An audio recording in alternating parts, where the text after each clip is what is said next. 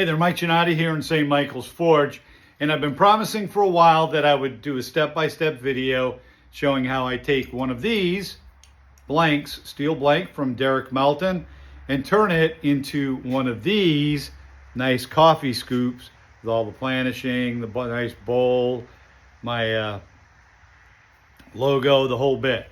So that's what we're going to do tonight. Buckle in and let's get rolling. All right, so the first step in the process, you can see here I have two dies for my forge press. These come from housemade.us, Brian House. I had to redo this because of all the abuse I've been putting on it. And yes, I know my welds are ugly, but I don't care, they work. So we're gonna take this, and I'll be on the other side, but we'll set that here, and we are gonna cold press the scoop in. Now notice though, one thing, see how this is all very smooth? When I got this, what I did, there's a piece from Harbor Freight that actually, it's a round ball that you can fit into your drill. And that ball, which is, you know, like a stone, I use to really smooth this out. So that's a key piece. You get this nice rounded ball. Mine does have a dimple on the end because I was an idiot and I squeezed it down on another ball bearing and I flattened a little bit of the ball. But that works out when we're doing the planishing anyways. But that's the process for the first step. So let's get going. Let's take a look at how that goes.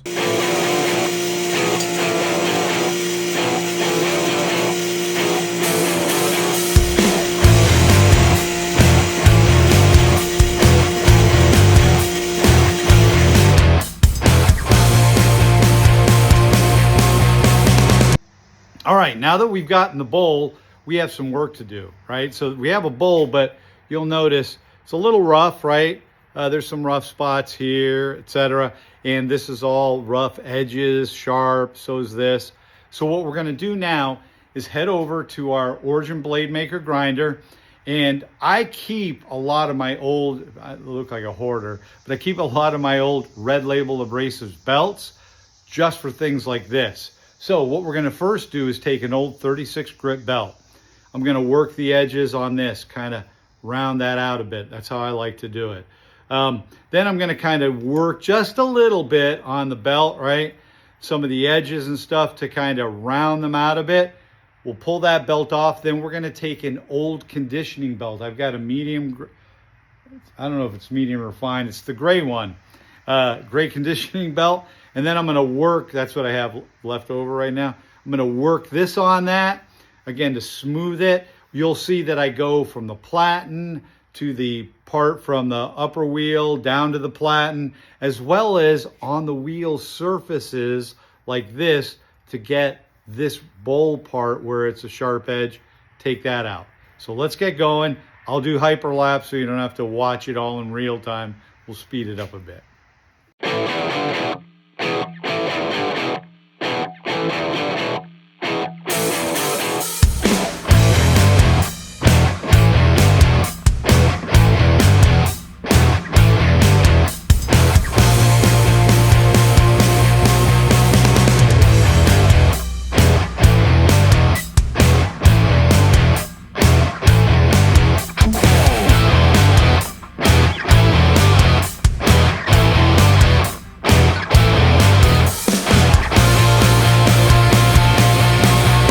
All right, Mike Giannotti back, and so here is after getting that onto the grinder. We got it nice and smooth, worked out all the edges, feels good. Like a baby's touch. But now we need to start planishing. So to start planishing, I have a Derek Melton mini swage, you'll see, in a vise. And in that vise, and in the form for it, I have a ball bearing that is identical to the ball bearing that's done on my dies from housemade.us. And so I'll place this cup down on it. I have this planishing hammer, which I love. And we'll be working the ball. Then I'll take it over to the anvil and we'll do likewise on the handle. Now, there are some slight imperfections on this right now around shape. There is a little divot in there you can see on the bottom. That's because the ball bearing, the die I have from Housemade. Me, am responsible. I was cutting corners, doing one of my ashtrays. I first drove it with that, and then I took a bigger one while that was still in there. Instead of changing the die out, I just put the ball bearing down on it, and it caused a little divot on top. But when we planish, that'll all go away. So again, this is an identical size ball bearing I just picked up off of Amazon, and we're gonna get to work. I'll use Hyperlapse again. Again, it'll be on the mini swage first, and then we'll move over to the anvil for the handle.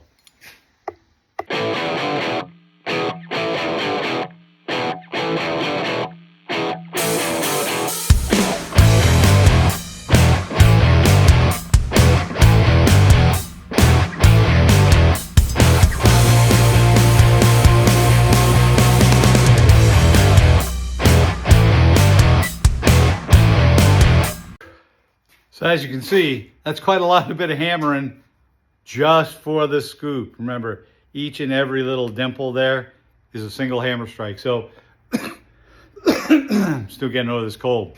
Don't worry, I'll clean this before it goes to somebody. So now that we're gonna move over to the anvil, and likewise for the handle in Hyperlapse.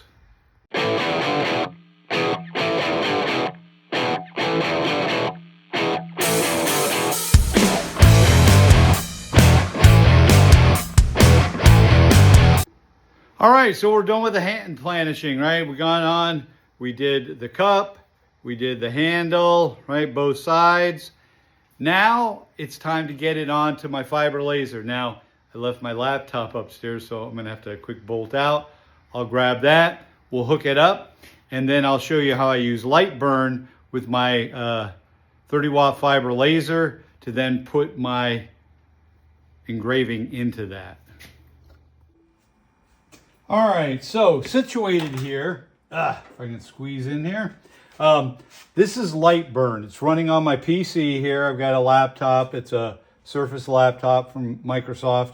And this Lightburn software enables me to do my burns. Now, I have various images all set up. In fact, if we go to File, Open, it is not in that folder, so let me go Laser SVG. You'll see I have a series of folders here that are for different purposes, right? I've got brass alloy medallions, brass medallions. So each time I get the settings dialed in, I save them into a particular folder. This one, though, is under Tiny Markers.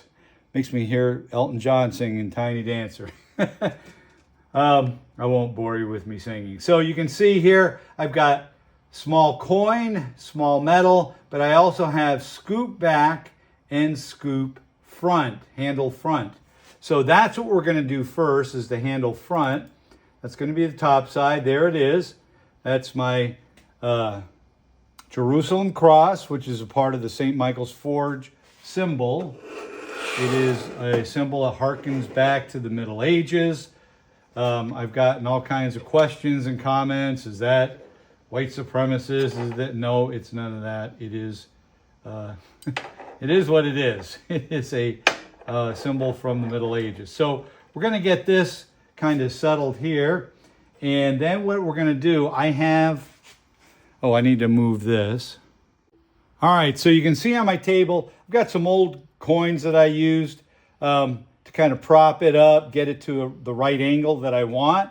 And what we're going to do now is couple of things. Number one, we're going to drop this down. You'll note I have this, it's a light chain, and I have it so that when it's touching, right, and I just did a project that was just barely above the surface of the table, that's where the laser is at its optimal. So we're going to adjust it. We'll pull the cap off. Always keep the cap on. We're going to turn this bad boy on. And I'm getting kind of the setup piece there, so I can see I'm going to have to move this, right, somewhere around there. We'll have to fine tune that. And then I can see also, if I can reach across here, that I'm going to have to bring this up. All right. No, not yet. That's pretty close. I'll drop it down. I can always adjust it with the stream. Then I'm gonna hit frame. So that's gonna allow me to see, that's exactly where it's gonna go. So we need to move this, right, accordingly. Line that up, there we go.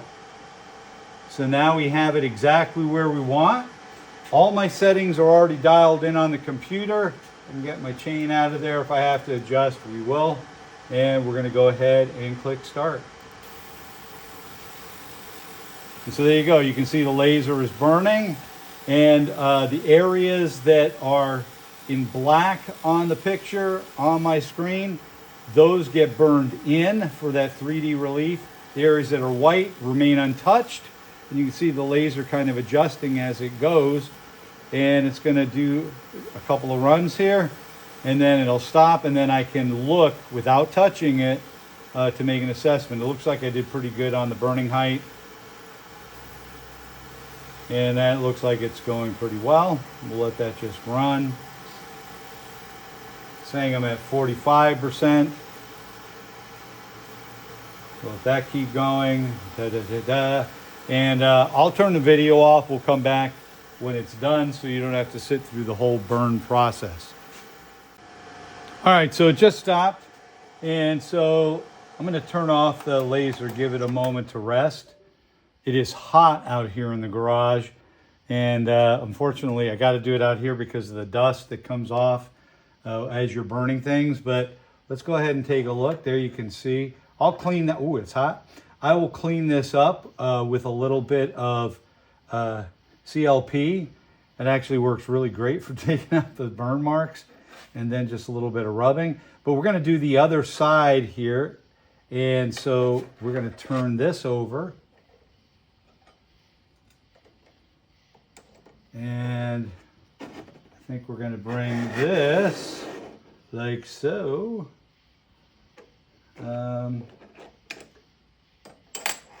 It's getting the spoon end. Oh, that's hot down that side. See, there we go. So what I need to do now is we're going to turn this back on and hope that we have not overheated. So I need to open, before I turn that on, I need to open up my next file, which is for Scoop Back Light Burn LBN2 file. Now open that up. We'll frame it. Oh, I gotta turn the thing back on. Let's turn the laser. There we go. Let that turn on. We're gonna frame. Okay.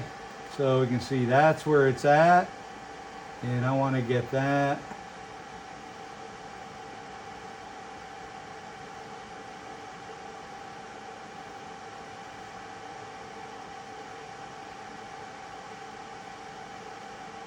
And you know, this is, I'm not exact science, so it's, here we go, kind of eyeballing it. There we are, and here we go. Oh. So I will start the time lapse.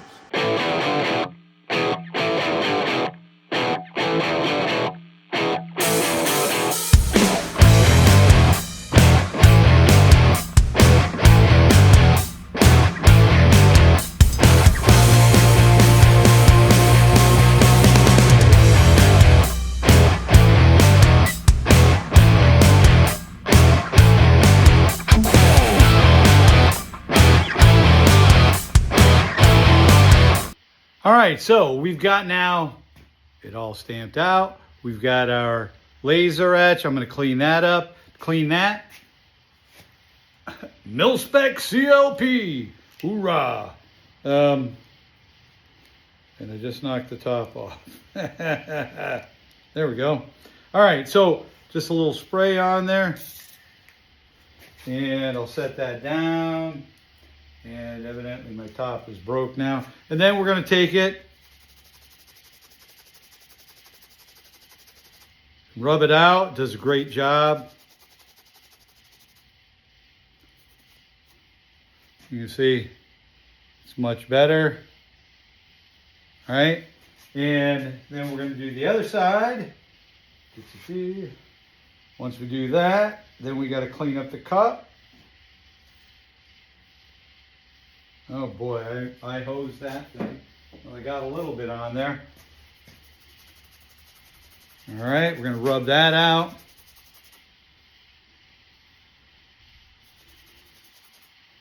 There we go. We got St. Michael on the back. Very nice. Now we got to clean it up. So to clean up, I didn't follow his advice like he gave. Derek Melton gave me advice around this thing he uses. I ordered all the wrong stuff.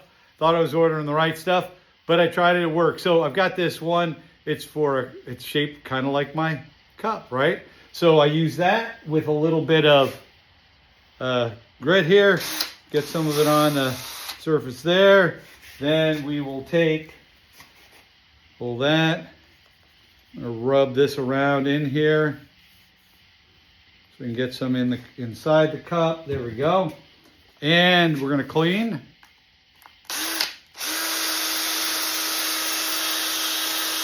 Kind of work it like that. Because we want to make sure, that's inside part. The outside, I like having it look a little rough, but the inside, you want that cleaned out, right? So we're getting working out everything, getting it nice and shiny inside the cup. Once we're done with that, then we're going to go ahead and take a cotton ball and rubbing alcohol. I want to make sure now it's sterile before I put my last thing, which is food safe wax. So we're gonna get that ball nice and drenched. There we go. Let's work out in here first. Want to make sure we get that thoroughly cleaned. Yeah, there we go. Ah, shiny. Okay, we can just give a nice little rub down to the rest.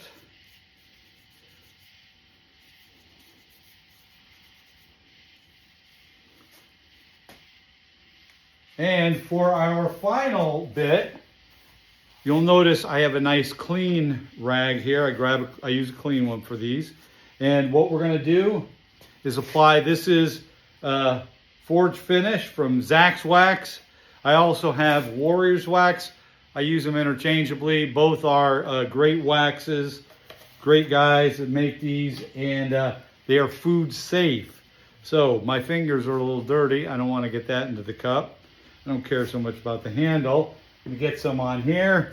I'm gonna put a nice liberal coating of that in the bowl, like so. Then we'll grab a little bit more, and we're just gonna work all around.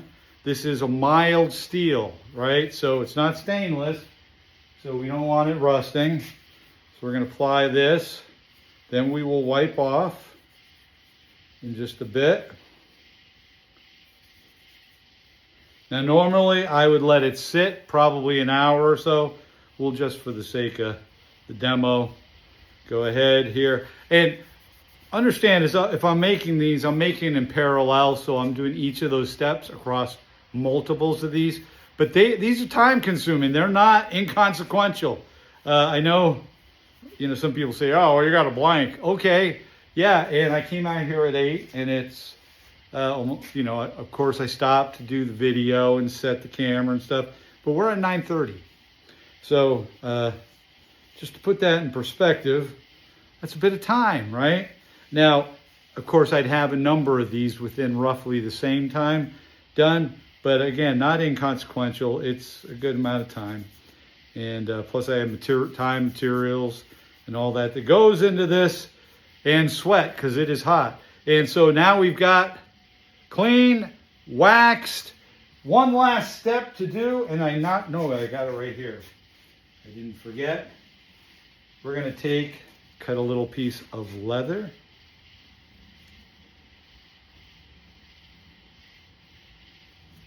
Just like that. And thread this through. Da-dee-da-doo. And we'll loop that. like so.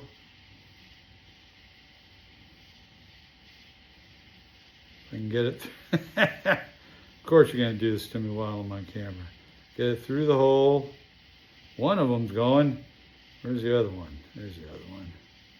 Come on, baby. Get in there. Oh, my.